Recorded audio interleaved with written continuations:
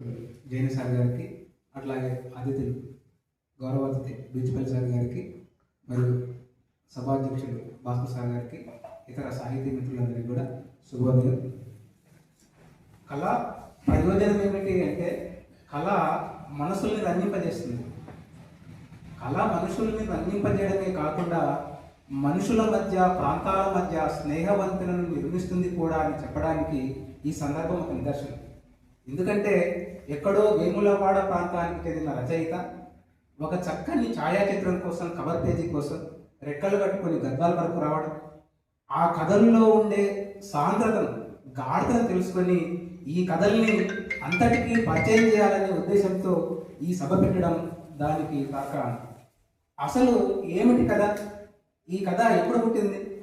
ఈ కథలు ఎందుకు అంటే, పాట ఎంత పురాతనమైన ప్రజాస్వామిక ప్రక్రియో కథ కూడా అంత పురాతనమైన ప్రజాస్వామిక ప్రక్రియ.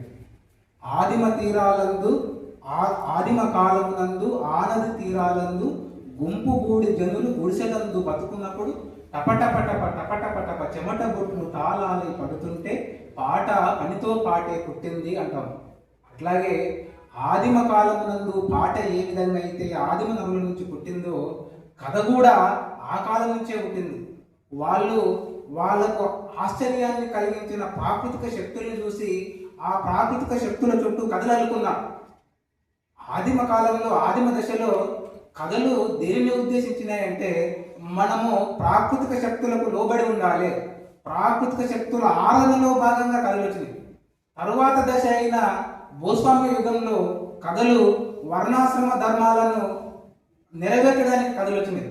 తరువాత ఆధునిక కాలంలో జీవితానుభవాలను నేర్పడానికి, సామాజిక ప్రయోజనాలను రక్షించడానికి కథలు వచ్చినాయి. ఈ కథలో భాగంగా తెలుగులో వచ్చిన మొట్టమొదటి కథ అంటే కొంతమంది దిద్దుబాటు అంటారు, కొంతమంది బండారు అచ్చమాంబ రాసిన ధన్వ త్రయోదశి అంటారు. ఏ కథ ముందైనా ఆధునిక కథలో ఉండాల్సింది మొదటగా విస్తృతమైన జీవితానుభవం ఉండాలి.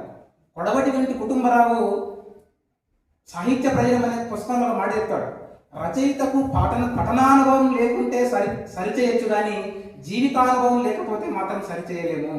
కథలో ఖచ్చితంగా జీవితానుభవం ఉండాలి.